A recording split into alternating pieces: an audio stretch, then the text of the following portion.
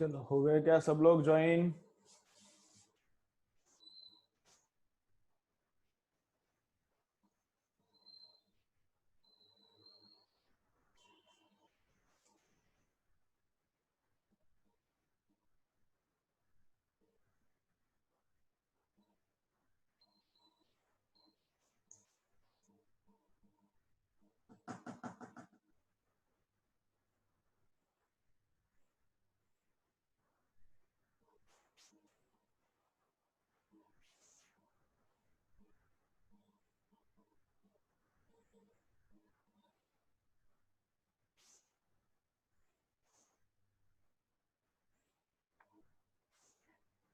ठीक है, सब लोग आ गए। चलो, तो वेक्टर्स में क्या अलग है, वेक्टर्स में क्या इधर वेक्टर्स में क्या डिफरेंट है। तो वेक्टर्स हम लोग कहां पर भी शिफ्ट कर सकते हैं। अगर ये वाला अपना वेक्टर ऐसा है, ये पेन जितना ही लंबा है और पेन का और उसका डायरेक्शन मैंने सेम किया है, तो वेक्टर इधर नीचे लो, वेक्टर यहां पर लो, इधर ऊपर लो, यहां पर नीचे लो, या फिर आगे भी लो तो भी चलता है। लेकिन बस उसका डायरेक्शन चेंज नहीं करने का, डायरेक्शन वैसा ही रखने का, उसको पैरेलल। और इसका लेंथ और उसका लेंथ क्या चाहिए, सेम। उसका लेंथ और इसका लेंथ चाहिए सेम, और दोनों का डायरेक्शन भी सेम रखो तो किधर भी शिफ्ट किया तो चलता है। तो इसलिए क्या होता है, तो इसलिए क्या होता है, any two vectors are always coplanar. Any two vectors are always coplanar, तो वो लिखो एनी टू वेक्टर्स, नीचे उसके अभी जो लिखा है उसके नीचे लिखो any two vectors are always coplanar. any two vectors are always coplanar. any two vectors are always coplanar. कौन से भी दो वेक्टर्स लो, हमेशा वो कोप्लेनर आने वाले हैं। ओके, तो देखो मैं एक एग्जांपल दिखाता हूं यहाँ पे। Any two vectors are always coplanar, any two vectors are always coplanar लिखा। चलो इधर देखो, अभी ये वाला वेक्टर और ऐसा ये वाला वेक्टर है स्केल। अभी ये थ्री डायमेंशनल है, तुमको समझता है क्या नहीं देखो जरा, क्योंकि अभी स्केल ऐसा है, ऐसा रखा है। अभी स्केल का डेप्थ कितना है, ऐसा स्केल अलग है, ऐसा स्केल अलग है, समझ रहे हैं क्या थोड़ा। ये ऐसा है, ये बराबर हॉरिजॉन्टल है इस बोर्ड को, अभी ये पैरेलल है, लेकिन अभी ये वाला पार्ट में अंदर लेता हूं तो ये कितना अंदर है तुमको नहीं समझता, ये कितना अंदर है तुमको नहीं समझता। ठीक है, तो डेप्थ यहाँ पे डेप्थ अंडरस्टैंड नहीं होता स्क्रीन पे, तो ठीक है मैं बताता हूँ, समझता है तो अच्छा है। देखो अभी ये वाला वेक्टर ऐसा जा रहा है, ऐसा जा रहा है, ऐसा नहीं जा रहा, सीधा सीधा नहीं जा रहा, सीधा जाने वाला ऐसा, ये ऐसा आगे जा रहा है, ऐसा तो ये थोड़ा अंदर घुस रहा है।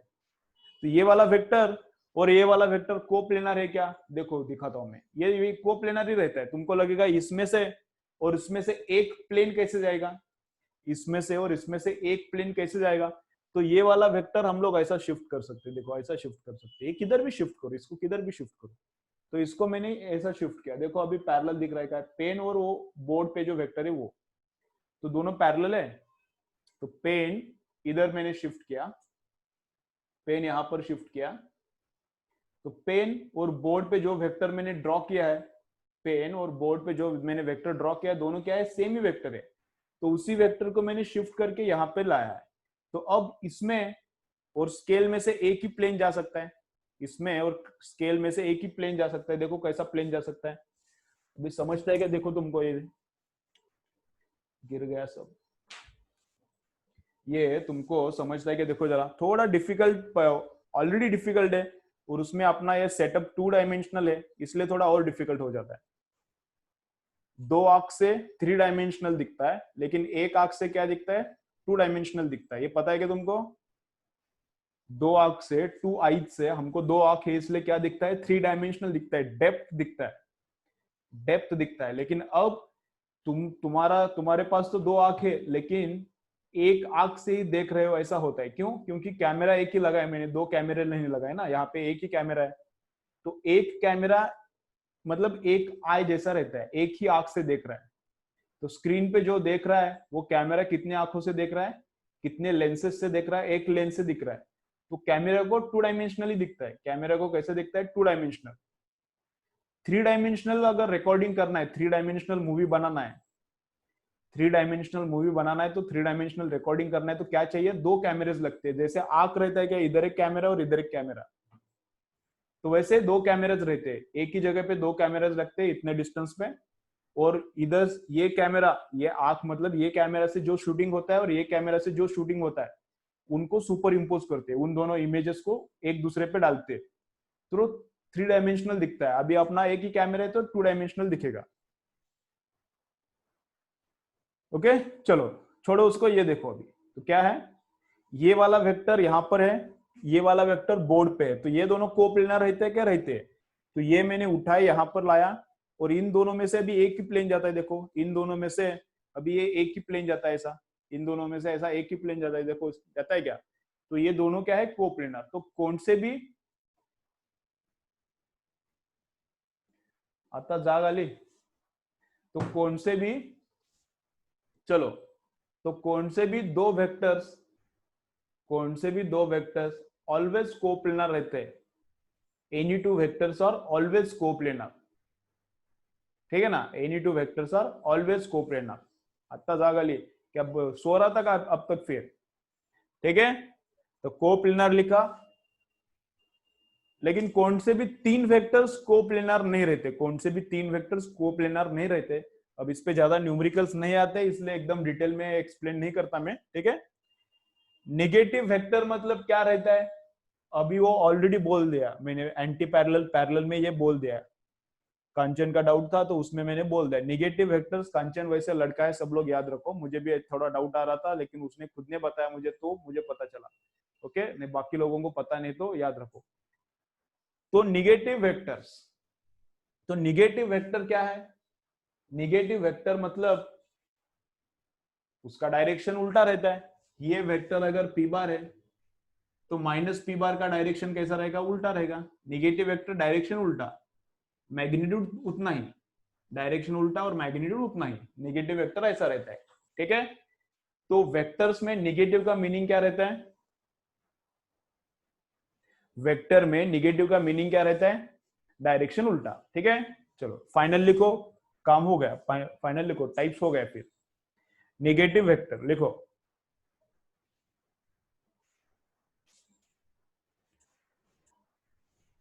Okay. Direction of vector and its negative vector are opposite, directions of vector and its negative vector are opposite. चलो लिखो, directions of vector and its negative vector, directions of vector and its negative vector are opposite. तो ये दोनों लिखो, ये diagram लिखो, बस हो गया, ये डायग्राम ड्रॉ करो, बस हो गया।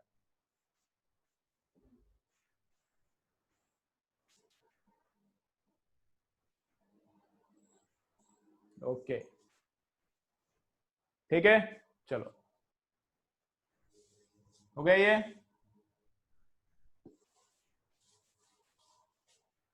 चलो नेक्स्ट क्या देखना है अभी, तो टाइप्स अपना क्लियर हो गया।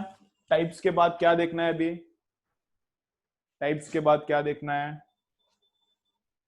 चलो लिखते।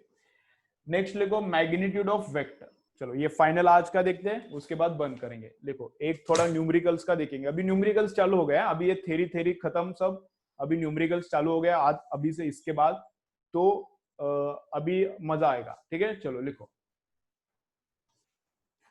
मैग्नीट्यूड ऑफ वेक्टर, चलो चलो लिखो मैग्नीट्यूड ऑफ वेक्टर। थोड़ा थेरी रहता है ये, अब थेरी रहता है तो क्या थोड़ा एनर्जी कम लगता है वहां पर, क्या है, को इनिशियल, ठीक है। हेडिंग लिखो सब लोग, क्या क्या बोला था, मैग्नीट्यूड ऑफ वेक्टर। हेडिंग लिखो magnitude of vector, magnitude of vector.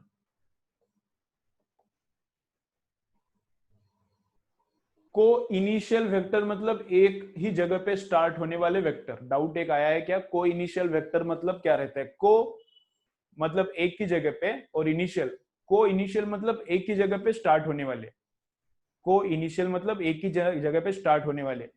को टर्मिनल वेक्टर, अभी ये बहुत सारे टाइप्स हो सकते हैं, तो वहां पे दिया नहीं, बुक में दिया नहीं, तो मैं इतना ही बोल रहा हूं, ठीक है। को टर्मिनल वेक्टर मतलब एक ही जगह पर एंड होने वाले वेक्टर। को टर्मिनल, टर्मिनेट मतलब खत्म होना। को टर्मिनल मतलब एक ही जगह पे खत्म होने वाले, को इनिशियल मतलब एक ही जगह से स्टार्ट होने वाले वेक्टर। ठीक है, लिखो नेक्स्ट मैग्नीट्यूड ऑफ वेक्टर। चलो लिखो मैग्नीट्यूड ऑफ वेक्टर। अब मैग्नीट्यूड मतलब वेक्टर का वैल्यू कितना है। मैग्नीट्यूड मतलब क्या है, वेक्टर का मैग्नीट्यूड कितना है, उसका लेंथ कितना है, वो फाइंड आउट करने का रहता है। तो एक वेक्टर है अपने पास ऐसा, फोर्स है 3i प्लस 5j, 5 को 4 ले लो, 3i प्लस 5j। इसका मतलब क्या है, देखो इधर इसका मतलब क्या है, यहां पर एक ऑब्जेक्ट है, उस पे क्या किया, इस डायरेक्शन में फोर्स लगाया 3 न्यूटन, 3i है ना। चलो इधर, यहां पर एक ऑब्जेक्ट है, तो इस ऑब्जेक्ट पे 3i और 4j दोनों फोर्स एट ए टाइम लगाए हैं। टोटल फोर्स कितना लगाया है फिर 3i प्लस 5j। तो i डायरेक्शन में फोर्स है 3 और j डायरेक्शन मतलब y डायरेक्शन में फोर्स है कितना 4। तो टोटल फोर्स कितना है,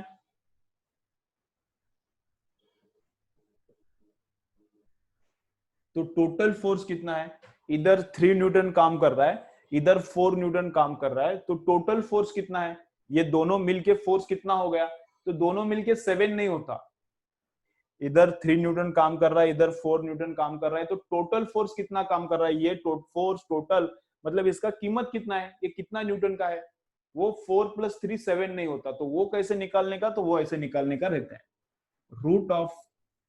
root of A square plus B square plus C square. Magnitude का क्या फॉर्मूला है, मैग्नीट्यूड का क्या फॉर्मूला है, अगर वेक्टर ऐसा लिख सकते हैं हम लोग, if vector is written in this format A I plus B J plus C K, तो उसका मैग्नीट्यूड ऐसा रहता है, तो उसका मैग्नीट्यूड ऐसा रहता है, रूट ऑफ, उसको डायरेक्शन नहीं रहता, कुछ लोगों ने डायरेक्शन लिखा है के वगैरह कुछ, तो उसको डायरेक्शन नहीं रहता, उसको कुछ डायरेक्शन वगैरह नहीं रहता। तो मैग्नीट्यूड कैसा, 3 का स्क्वायर आई कंपोनेंट स्क्वायर प्लस जे कंपोनेंट स्क्वायर, आई कंपोनेंट स्क्वायर प्लस जे कंपोनेंट स्क्वायर प्लस के डायरेक्शन में कंपोनेंट है ही नहीं उसको, तो 0 का स्क्वायर लेता हूं मैं। 3 स्क्वायर 16, 16 प्लस 9 कितना आता है 25, 25 का रूट कितना आता है 5 न्यूटन, 25 का रूट कितना आता है 5 न्यूटन, मतलब इधर 3 न्यूटन काम कर रहा है, इधर 4 न्यूटन काम कर रहा है, मतलब टोटल फोर्स कितना काम कर रहा है रहता है 5 न्यूटन। 4 प्लस 3 7 नहीं रहता, और उसका डायरेक्शन कैसा रहता है, इनके बीच में रहता है, उसका डायरेक्शन इनके, उसका निकालने का भी फॉर्मूला आगे आएगा, उसका निकालने का फॉर्मूला और उसका बेसिक्स भी मैं बताता हूँ। लेकिन अब याद रखो, यहाँ पे 3 न्यूटन काम करता है, इधर 4 न्यूटन, मतलब दोनों मिलके टोटल फोर्स इधर किधर तो बीच में रहता है, और इसका वैल्यू कितना है, तो वो कैसे निकालने का, उसको बोलते हैं मैग्नीट्यूड ऑफ वेक्टर, उसको बोलते हैं मैग्नीट्यूड ऑफ वेक्टर। तो कैसा, root of first component square plus second component square plus third component square कितना आता है 5।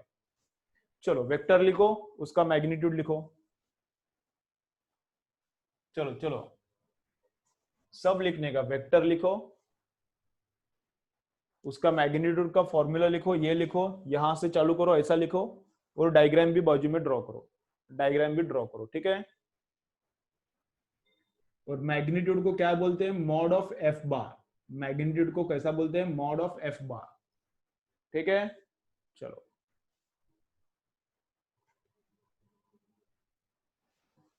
चलो लिखो फटाफट,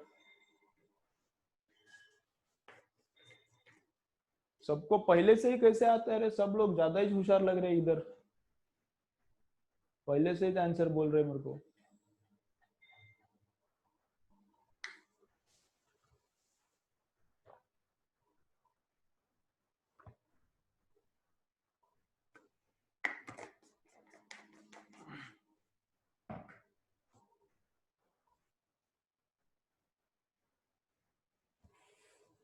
ठीक है चलो। तो और दो तीन वेक्टर्स के मैग्नीट्यूड, मैग्नीट्यूड मतलब उसका लेंथ कितना है, मैग्नीट्यूड मतलब वेक्टर का लेंथ कितना है, मैग्नीट्यूड मतलब उस वेक्टर का लेंथ कितना है, कीमत कितना है, वो उसका डायरेक्शन तो बाद में फाइंड आउट करेंगे, लेकिन उसका वैल्यू कितना है, ठीक है ना। वो अभी दो तीन वेक्टर्स देता हूं, हर एक का मैग्नीट्यूड निकालेंगे हम लोग। चलो फटाफट काम करो अभी। चलो A bar is equal to 2i plus 3j plus 1k। चलो फटाफट निकालो, मॉड ऑफ ए बार कितना, इधर निकालो, फास्ट फास्ट फास्ट फास्ट। इधर बी बार कितना, -2i प्लस 5k। सी बार सबका मॉड चाहिए मुझे। चलो 4i -2j प्लस 1k, 1 नको 3k। चलो करो फटाफट। D bar is equal to j -5k। चलो सबका मॉड निकालो, सबका लेंथ, हर एक वेक्टर का लेंथ कितना है निकालो तुम लोग, इजी है, निकालो तुम लोग। √14 अगर तुमको आंसर लिखना है तो RT14 ऐसा लिखो, कमेंट में लिखना है तो ऐसा लिखो RT14, मतलब शॉर्ट में कैसा लिखने का बोल रहा हूं मैं। चलो पहले सब कैलकुलेट करो तुम लोग, आंसर में एक एक का पूछता हूं तब लिखो। पहले सब तुम लोग कैलकुलेट करो, आंसर जैसे मैं पूछता हूं वैसे मुझे बताते जाओ।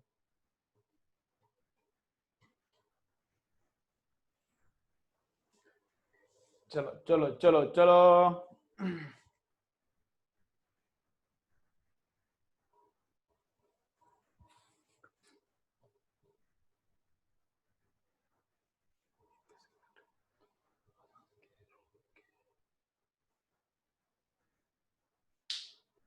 अरे मत लिखो ना, ए शंभू आंसर मत लिखो ना, बोला ना आंसर मत लिखो, पहले करो कैलकुलेट, फाइनल तक करो कैलकुलेट। हो भी गया क्या?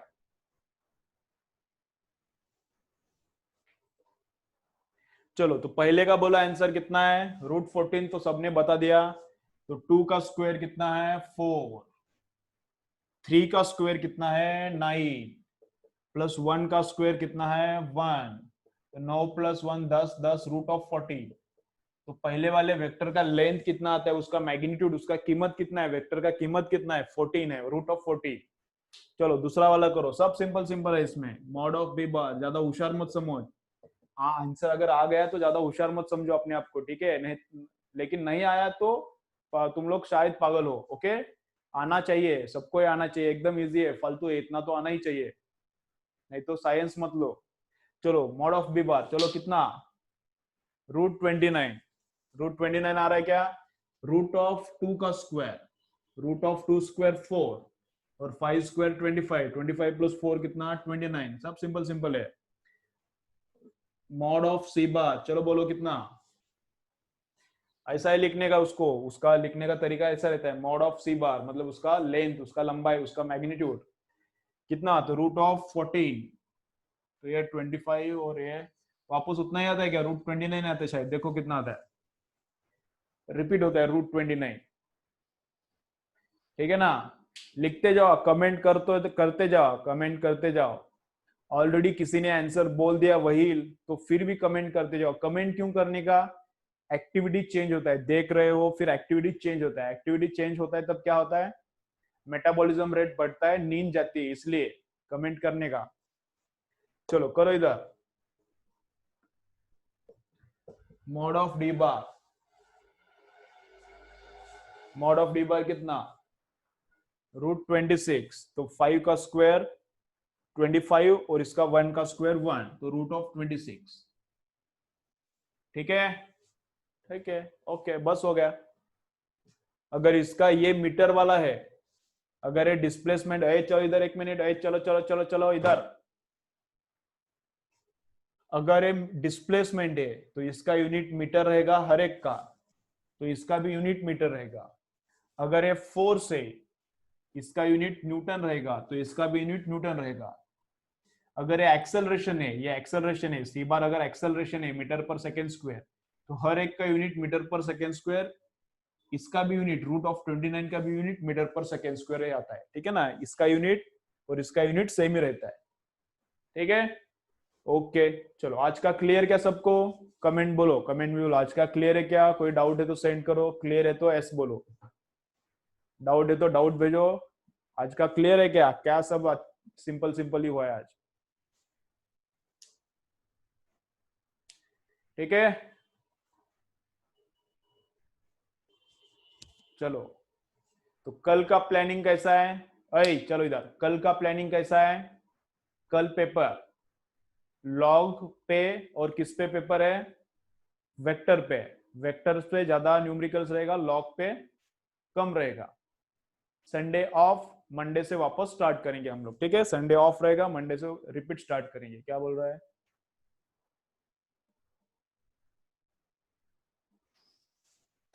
डी का अनडिफाइंड नहीं आएगा। एक मिनट, इसका अनडिफाइंड आएगा क्या आंसर? तो अनडिफाइंड नहीं आएगा। तो रूट ऑफ आई का स्क्वायर कितना है? आई कितना है? 0 का स्क्वायर। जे कितना है? 1, तो 1 का स्क्वायर 1। और ये कितना है? -5 का स्क्वायर, -5 का स्क्वायर प्लस 25, तो 25 प्लस 1 26 प्लस 0 का स्क्वायर 0, तो रूट ऑफ 26। अनडिफाइंड नहीं आएगा। क्लियर? ठीक है ओके, एक मिनट।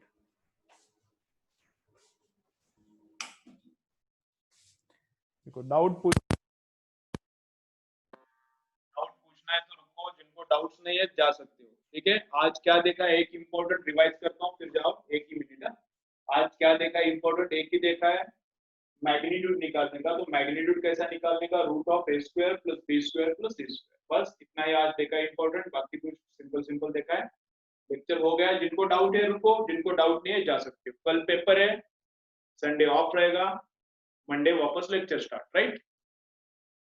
चलो सबको, अभी मैं अनम्यूट कर रहा हूं, अपने आप को सब लोग म्यूट करो। चलो जिसको डाउट है बोलो, भाई बोलो क्या?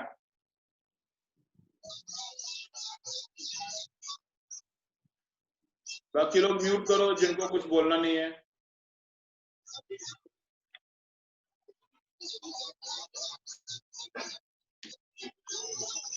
एक मिनट है, रेडमी। चलो फाइन बोलो, कुछ सुनाई नहीं दे रहा।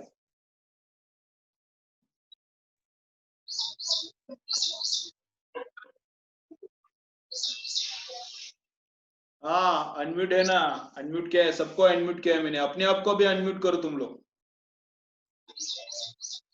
अपने आप को अनम्यूट करना पड़ेगा तुमको।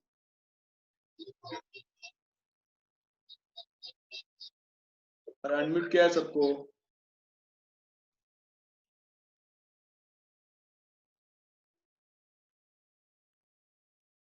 हाँ चालते चालते। सृष्टी ठीक आहे, जेवढं तुला झालंय सिलेबस तेवढ्यावर सॉल्व कर, नो प्रॉब्लेम।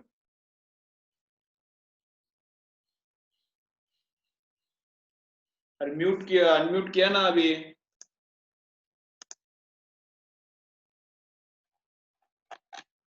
एक मिनट है, अभी ऐसा करके देखता हूँ, दूसरा ट्राई करता हूँ। इधर तेरा नाम ही नहीं दिख रहा, अभी किधर गया? हाँ आ गया आ गया। हाँ बोल। Hello sir. हाँ हाँ बोल। Sir 1 minus 24, 5 minus 24 now. Root minus 24 is equal to undefined now.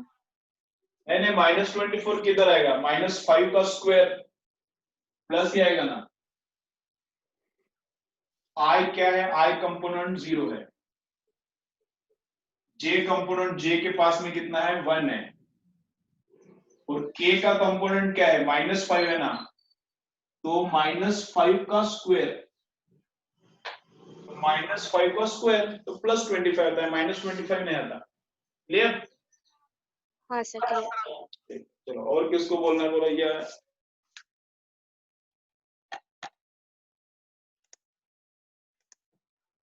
चलो और किसको डाउट रहता है तो बोलने का, मैं उसको अकेले को अनम्यूट कर सकता हूँ। अभी वो अकेले को मैं अनम्यूट कर सकता हूँ, तो बोलो मुझे कौन है ये? A8CCCC बोलो, A8CCCC बोलो।